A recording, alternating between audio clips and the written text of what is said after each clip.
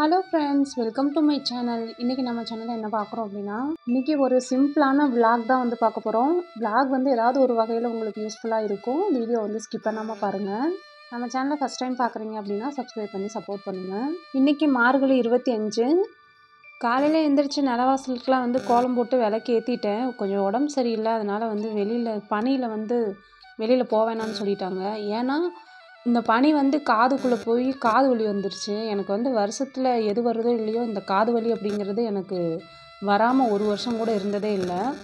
அதுவும் இல்லாமல் தலைக்கு வேற குளிச்சுட்டு நம்ம வந்து விளக்கேற்றுறோம் இல்லைங்களா, அதனால் வந்து இந்த காது வலி வந்துருச்சு. அதனால வந்து நீ சாமி கும்பிட்றதுல கொஞ்ச நாளைக்கு தள்ளி வச்சுட்டு உன்னோட உடம்ப பாரு அப்படின்னு சொல்லி வீட்டில் சொல்லிட்டாங்க. ஸோ அதனால தான் வந்து கோலம் போடுறது இந்த ஒரு 2-3 நாளாகவே வந்து கொஞ்சம் லேட்டாக தான் வந்து கோலம் போட்டுட்ருக்கேன். நம்ம வந்து ஒரு நாளைக்கு படுத்துட்டோம் அப்படின்னா வீட்டில் வந்து குழந்தைங்களாம் ரொம்ப பாவமாயிடுறாங்க. சரி நம்ம வந்து அதனால் குழந்தைங்களுக்காக சரி கொஞ்சம் பிரம்ம முகூர்த்தத்தில் பூஜை பண்ணலைன்னா என்ன, நம்ம அந்த 6 to 7 எப்போயும் பூஜை பண்ணுவோம் இல்லைங்களா, அப்போதைக்கு பூஜை பண்ணிக்கலாம் அப்படின்னு சொல்லிட்டு 2 நாளாகவே அந்த மாதிரி தான் வந்து பண்ணிகிட்ருக்கேன். நம்ம என்ன தான் ஒன்று நினைக்கிறோம், பிரம்ம முகூர்த்த நேரத்தில் நம்ம விளக்கு போடணும் அப்படின்னு ஏதாவது ஒரு தடங்கல் வந்துடுதுன்னு சொல்கிறாங்களே, அந்த மாதிரி வந்து எனக்கு இந்த மாதிரி உடம்பு சரியில்லாமல் போனது தான் எனக்கு வந்து தடங்கல் ஆகிடுச்சு. சளி வந்து பார்த்திங்கன்னா பயங்கரமாக சளி பிடிச்சிக்கிச்சு. டெய்லி வந்து ஆவி பிடிச்சா தான் சரியாகும், அந்த மாதிரி ஒரு கண்டிஷனில் ஆகிடுச்சு. ரொம்ப வந்து அப்படியே ஒரு மாதிரியாக டயர்டாக இருக்குது. எப்பயுமே வந்து ஃப்ரெஷ்ஷாகவே இருக்க முடியறதில்ல, கொஞ்சம் டயர்டாகவே இருந்துகிட்டே இருக்குது. இருந்தாலும் நம்ம வேலைகளை நம்ம தானேங்க செஞ்சாகணும். நைட்டு வந்து மிளகு ரசம் வச்சு சாப்பாடு செஞ்சு பிள்ளைங்களுக்குலாம் வந்து கொடுத்துருந்தேன். அந்த சாப்பாடே வந்து மீதி இருந்தது. அந்த சாப்பாட்டிலே வந்து பாப்பாவுக்கு காலையில் லெமன் ரைஸ் வந்து தாளித்து கொடுத்துர்லாம் அப்படின்னு சொல்லிட்டு ரெடி பண்ணி கொடுத்துட்டேன். அதே வந்து மீதி இருக்கிற ரைஸில் புளி சாதம், லெமன் சாதம் இதெல்லாம் வந்து செஞ்சோம்னா வந்து ரொம்ப நல்லாயிருக்கும். நான் வந்து இன்றைக்கி லெமன் ரைஸ் தான் வந்து பண்ணியிருந்தேன். பாப்பாவுக்கு வந்து வெங்காயம்லாம் வந்து போட்டு லெமன் ரைஸ் செஞ்சால் ரொம்ப பிடிக்கும். அதனால் இன்றைக்கி லெமன் ரைஸ் வந்து வெங்காயம் போட்டு தான் செஞ்சு கொடுத்துருந்தேன்.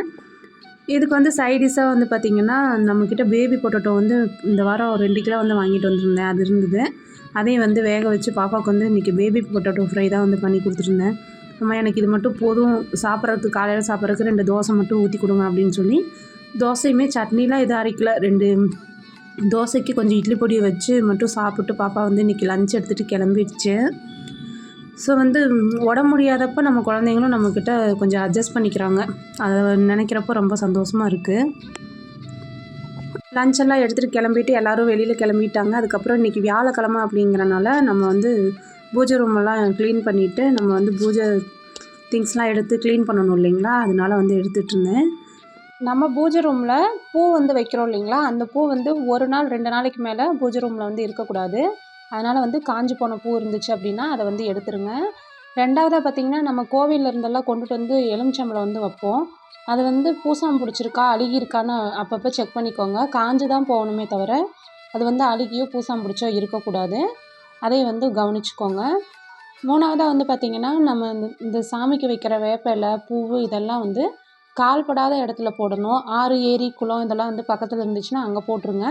இல்லை அப்படின்னா கால்படாத இடத்துல வந்து தூக்கி வீசிடலாம்.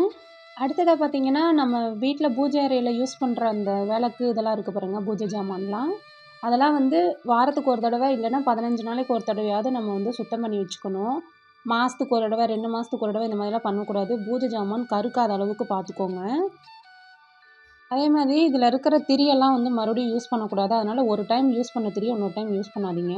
நம்ம வீட்டில் என்ன தான் விநாயகர் ஃபோட்டோவும் சிலையும் வச்சுருந்தாலும் வாரத்துக்கு ஒரு தடவை மஞ்சளில் பிள்ளையார் பிடிச்சி வைக்கிறது அப்படிங்கிறது ரொம்ப ரொம்ப நல்லது. நம்மளோட வம்சம் வந்து விருத்தியாகும்னு சொல்லுவாங்க. அதுவும் இந்த வெற்றிலையில் வைக்கிறது நம்மளோட வம்சம் வந்து விருத்தியாகும்னு சொல்லுவாங்க. ஸோ அதனால் வந்து இந்த மாதிரி நான் வந்து பிள்ளையார் பிடிச்சி வச்சுருக்கேன். பிடிச்சி வச்ச பிள்ளையாரை இந்த மாதிரி நம்ம பஞ்சபாத்திரத்தில் இருக்கிற தண்ணியில் வந்து போட்டு கரைச்சி ஏதாவது ஒரு செடிகளுக்கு வந்து ஊற்றிடலாம். அதே மாதிரி நம்ம வந்து இந்த வச்சுருக்கிற அந்த கரும்பு சக்கரை இதெல்லாம் வந்து எறும்புகளுக்கு வந்து வச்சிடலாம். இப்போ வந்து நம்ம பூஜை ரூமில் கலசத்தில் வைக்கிற வெத்தலை வந்து வாடாமல் இருக்கும். இந்த வெத்தலையை வந்து நம்மளுக்கு தூக்கி போடுறதுக்கு மனசு வராது. அப்போ இந்த வெத்தலையை வந்து நம்ம என்ன பண்ணலான்னா, நிலவாசலில் வந்து நம்ம விளக்கேற்றுறோம் இல்லைங்களா, அந்த விளக்குக்கு அடியில் வந்து வச்சு அதை வந்து அப்படி யூஸ் பண்ணிக்கலாம். ஸோ எனக்கு தெரிஞ்ச டிப்ஸ் எல்லாம் வந்து இதில் ஷேர் பண்ணியாச்சு. இப்போ வந்து நம்ம பூஜை ஜாமான் தேய்க்கிறதுக்கு எல்லாத்தையும் எடுத்து வந்து தனியாக வச்சுட்டேன். இன்றைக்கி வந்து மொச்சை குழம்பு தான் வந்து செய்ய போகிறேன். அதுக்கு வந்து நேற்றே வந்து மொச்சல் ஊற போட்டிருந்தேன். இப்போ வந்து இதை குக்கரில் போட்டு ஒரு 4 விசில் விட்டு எடுத்துக்கலாம். இப்போ வந்து மொச்சை குழம்பு செய்கிறதுக்கு சின்ன வெங்காயம், பூண்டு, தக்காளி இதை வந்து எண்ணெய் ஊற்றி நல்லா வந்து வதக்கிக்கலாம். கொஞ்சம் கருவேப்பிலை சேர்த்து நல்லா வதங்கினதுக்கப்புறமா இதில் வந்து நம்ம வீட்டில் அரைச்சி வச்சுருக்க குழம்பு மிளகாத்தூளும் 2 ஸ்பூன் அளவுக்கு தேங்காயும் சேர்த்து இதை நல்லா பரட்டி எடுத்து ஒரு பேஸ்ட் மாதிரி அரைச்சி வச்சுக்கலாம். இப்போ ஒரு கடாயில் நல்லெண்ணெய் 2 ஸ்பூன் விட்டுக்கிறேன். கடுகு, சோம்பு, வெந்தயம் 3 வந்து போட்டு இது நல்லா பொரிஞ்சதுக்கப்புறமா இதில் வந்து கருவேப்பிலை சேர்த்துக்கலாம். நீங்கள் வந்து எந்த புளிக்குழம்பு செய்கிறதா இருந்தாலும் பூண்டை வந்து இந்த மாதிரி தட்டி சேர்த்துக்கிட்டிங்க அப்படின்னா டேஸ்ட் வைஸ் சூப்பராக இருக்கும். இப்போ வந்து நான் வந்து கத்திரிக்காய் நீள நீளமாக கட் பண்ணி வச்சுருக்கேன். இதில் சேர்த்து இது நல்லா வதங்குறதுக்கு கொஞ்சம் வந்து உப்பு சேர்த்துருக்கேன். இது நல்லா வதங்கினதுக்கப்புறமா நம்ம அரைச்சி வச்சுருக்கோம் இல்லைங்களா, இந்த பேஸ்ட்டை வந்து இதில் சேர்த்துக்கலாம். இப்போ இதை நல்லா பச்சை வாசனை போகிற அளவுக்கு நல்லா வந்து வதக்கி விட்டுக்கோங்க. நம்ம குழம்புக்கு தேவையான அளவுக்கு இதில் வந்து தண்ணி சேர்த்துக்கலாம். நல்லா பச்சை வாசனை வந்து போகிற அளவுக்கு நல்லா வதக்கிட்டோம் அப்படின்னாலே இது வந்து குழம்பு வந்து பார்த்திங்கன்னா அவ்வளோ டேஸ்ட்டாக இருக்கும். இப்போ வந்து நம்ம தேவையான அளவுக்கு தண்ணி வந்து சேர்த்துக்கலாம்.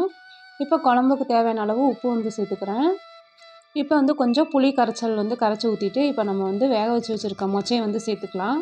குழம்பு நல்லா கொதித்து கொஞ்சம் சுண்டினதுக்கப்புறம் இறக்கிட்டோம் அப்படின்னா குழம்பு வந்து சூப்பராக இருக்கும். இன்னொரு சீக்ரெட் என்னென்னா, குழம்பு வந்து நம்ம வைக்கிற புளிக்குழம்பு எதுவாக இருந்தாலும் டேஸ்ட்டாக வரணும் அப்படின்னா குழம்பு வந்து இறக்குறக்கு ஒரு 5 நிமிஷத்துக்கு முன்னாடி ஒரு தக்காளி பழத்தை புழிஞ்சு விட்டு பாருங்கள். குழம்பு அவ்வளோ டேஸ்ட்டாக இருக்கும். இந்த மாதிரி வந்து ட்ரை பண்ணி பாருங்கள். எனக்கு மொச்சை குழம்புனா ரொம்ப ரொம்ப பிடிக்கும். அதனால் நான் வந்து இன்றைக்கி மொச்சை குழம்பு தான் வந்து செஞ்சுருந்தேன். ஃபைனலாக இன்றைக்கி நம்ம வீட்டில் என்ன லஞ்சுன்னு பார்த்திங்கன்னா, சுட சுட சாதம், கத்திரிக்காய் மொச்சை போட்ட மொச்சை குழம்பு, ரசம், புடலங்காய் பொரியல் தான் வந்து இன்றைக்கி செஞ்சுருந்தேன். ஸோ அவ்வளோதான் ஃப்ரெண்ட்ஸ், இந்த வீடியோ இதோட முடிச்சுக்கிறேன். பூஜை ஜாமான் தேய்க்கிறது, பூஜை பண்ணுறது எல்லாம் வந்து அடுத்த வீடியோவில் ஷேர் பண்ணுறேன். வீடியோ பிடிச்சிருந்துச்சுன்னா வீடியோக்கு ஒரு லைக் கொடுங்க. ரொம்ப பிடிச்சிருந்துச்சு அப்படின்னா, யூஸ்ஃபுல்லாக இருக்குதுன்னு நினச்சிங்க அப்படின்னா உங்களோட ஃப்ரெண்ட்ஸ் அண்ட் ரிலேட்டிவ் கூட ஷேர் பண்ணிக்கோங்க. அடுத்து ஒரு நல்ல வீடியோவில் மீட் பண்ணுறேன். அது வரைக்கும் தேங்க்ஸ் ஃபார் வாட்சிங்.